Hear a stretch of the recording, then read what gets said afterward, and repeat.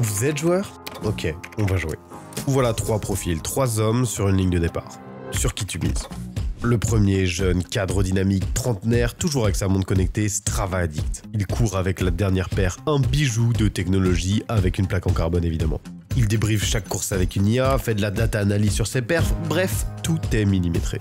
Le deuxième, il a plus de 40 ans, physique de trailer, sec, élancé, chaussures bien rodées, montre GPS, légué de père en fils. Plage et natation en juillet, montagne en août, le sport c'est pas qu'une passion, qu'un moyen de rester en forme, non, c'est son mode de vie.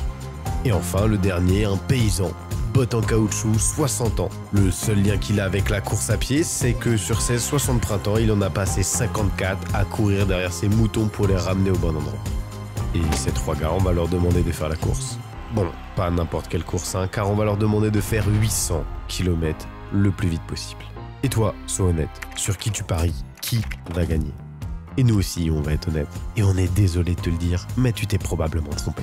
T'as jugé un livre à sa couverture, et nous, on va te raconter la vraie histoire de Cliff Young.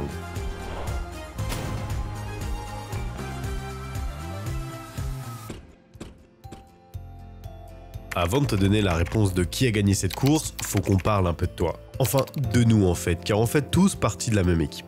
Pas celle des plus rapides, pas celle des plus puissants, mais celle des plus endurants. C'est comme ça, hein, le truc qu'on a nous les humains, c'est vraiment l'endurance. Suffit de voir l'engouement autour de la course à pied, hein. Combien de tes potes se sont mis comme objectif de courir un semi ou un marathon? Sauf qu'on peut pousser le trait beaucoup plus loin, genre vraiment reconnecter avec la base, courir longtemps, très longtemps.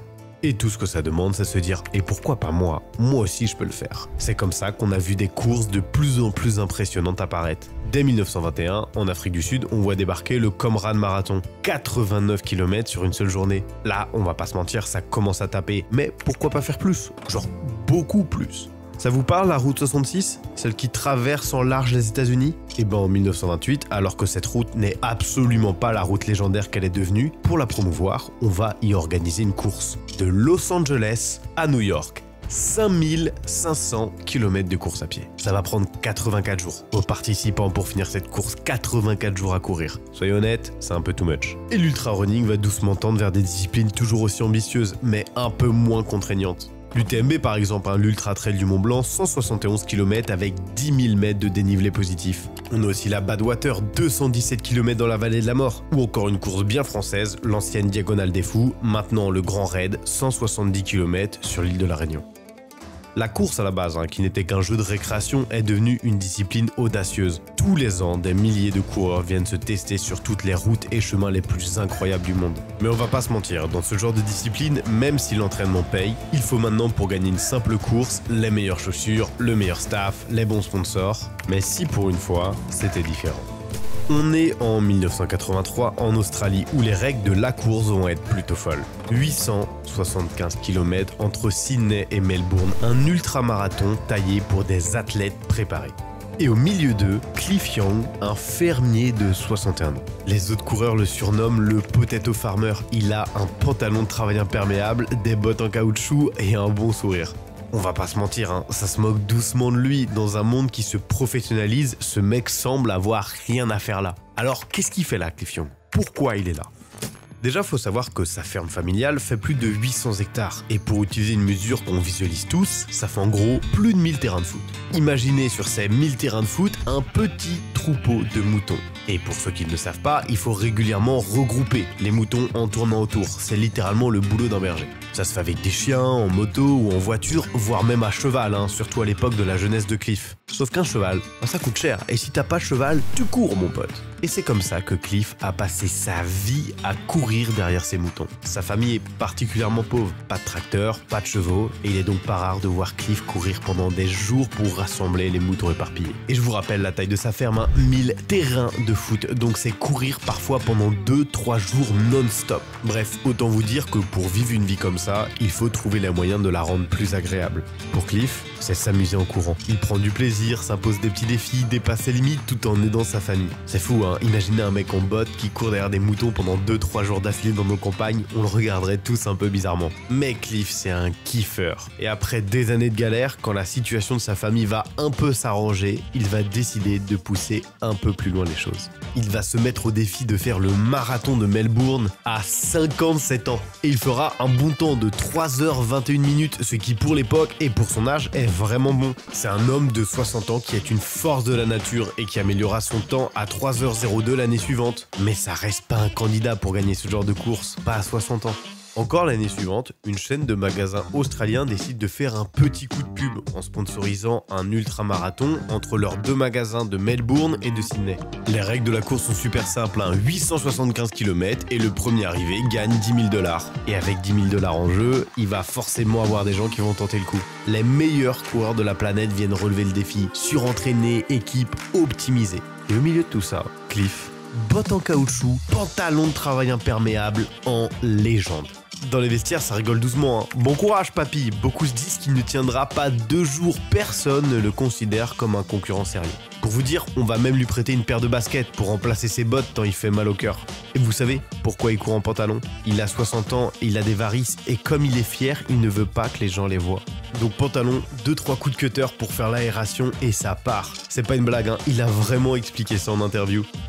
Bon, la course se lance et il se fait massacrer. Cliff est lent, beaucoup plus lent que tout le monde, et il a une façon de courir un peu bizarre. Pire que ça, hein, il va même se tromper de route et il va courir 1 km dans la mauvaise direction. On a dû avoir des mecs qui lui courent après en mode « Oh papy, c'est pas la bonne route !» Et quand les coureurs s'arrêtent pour la nuit, Cliff est déjà vraiment largué. Cette course commence un peu comme une mauvaise blague. Mais le gars, il a un mental d'acier et il vient pour se tester, pour relever un nouveau défi. Il n'a pas comme seul objectif de gagner, non, donc quand le réveil sonne, il y retourne et il court encore. Les kilomètres défilent et le ciel reste noir et là il a un doute, le soleil devrait être déjà levé depuis longtemps, non? Il regarde autour de lui, interroge son équipe et son coach lui répond « T'inquiète Cliff, continue à courir !» Car son coach a fait une très grosse bêtise. Quand il a configuré le réveil, comme il faisait nuit noire, il a mis 2 h du matin au lieu de 6 h. Et il s'en est rendu compte bien après avoir réveillé Cliff et l'avoir fait commencer à courir. Et donc il lui dit « Continue à courir, te pose pas de questions ». Et le pire dans tout ça, c'est qu'en dormant presque pas, en courant beaucoup plus, même si Cliff est plus lent, il a complètement rattrapé son retard. Il est même en train de passer en tête de la course. Toute la journée, Cliff court et il a le temps de réfléchir. Il aime bien cette première place et s'il n'était pas là, son moyen de gagner à lui. Il se sent bien, il sent qu'il peut continuer et alors il va tenter le tout pour le tout. Faire le pari fou de ne plus dormir du tout et juste courir. C'est possible de gagner avec cette stratégie. S'il peut pas gagner par la vitesse, il va juste courir beaucoup plus que les autres qui dorment 6 heures par nuit. Je sais pas si vous vous rendez compte, mais Cliff va courir non-stop pendant 5 jours. Il va s'imaginer être comme chez lui des jours et des nuits durant, courant derrière des moutons en pleine tempête. C'est pas une blague, c'est lui qui raconte ça, il rêve en courant le mec. Il est tellement dans un état particulier qu'il va perdre son dentier pendant la course sans même s'en rendre compte. Mais il continue, kilomètre après kilomètre. Son style de course ultra particulier, une foulée rase, presque traînante, mais aussi super économe, va combiner parfaitement avec la stratégie de pas dormir. Ça va même devenir sa signature et porter son nom, le Young Shuffle. Les médias pètent un plomb derrière cet homme de 60 ans en train d'éteindre l'élite des coureurs de la nation. Les mecs derrière lui aussi pètent un plomb parce qu'ils tentent de le rattraper mais ils n'y arrivent pas. Well, I've been saying for about 3 days he's got to stop, but he won't stop. Cliff continue de courir, de nuit comme de jour, il se tient à son plan. Et quand Cliff se rapproche de Melbourne, les gens sont complètement fous et n'en reviennent pas. Sur les 40 derniers kilomètres, plein de monde court avec lui en hurlant son nom. Et Cliff passera la ligne d'arrivée en 5 jours et 15 heures. 10 heures avant le deuxième de la course. L'audace du mec, qui se pointe en botte à 60 balais et qui, contre toute attente, remporte cet ultramarathon. Il franchit la ligne d'arrivée, juste un sourire, fatigué mais digne. Et quand on lui tend le chèque, il comprend pas. Ah, il y avait de l'argent à gagner. Il refuse, il savait même pas qu'il y avait 10 000 $ en jeu et pour la petite histoire, il va décider de les partager avec les 5 autres coureurs qui ont réussi à finir la course. On est passé de « bon courage papy » à « bravo champion ». Et c'est devenu une légende, hein. Dans son village, on lui a fait une parade, une fanfare, il y a une sculpture de bottes pour lui rendre hommage. Et Cliff a prouvé qu'avec de l'audace et de l'envie, il pouvait défier tous les pronostics. Il pouvait battre tous les petits jeunes, il fallait juste ne pas dormir. Et courir plus longtemps, beaucoup plus longtemps que tout le monde. Quand on est joueur, on joue. Cliff a joué, il a fait le pari sur lui-même quand personne ne croyait en lui. Pas même toi, dans l'intro de la vidéo. Il voulait juste se prouver qu'il était capable de le faire. Les grands joueurs, c'est ce genre d'histoire. Des gens hors du commun qui ne pensent pas comme tout le monde, qui n'ont pas peur d'oser, peu importe ce que les autres pensent. Alors abonne-toi pour ne pas rater la prochaine histoire.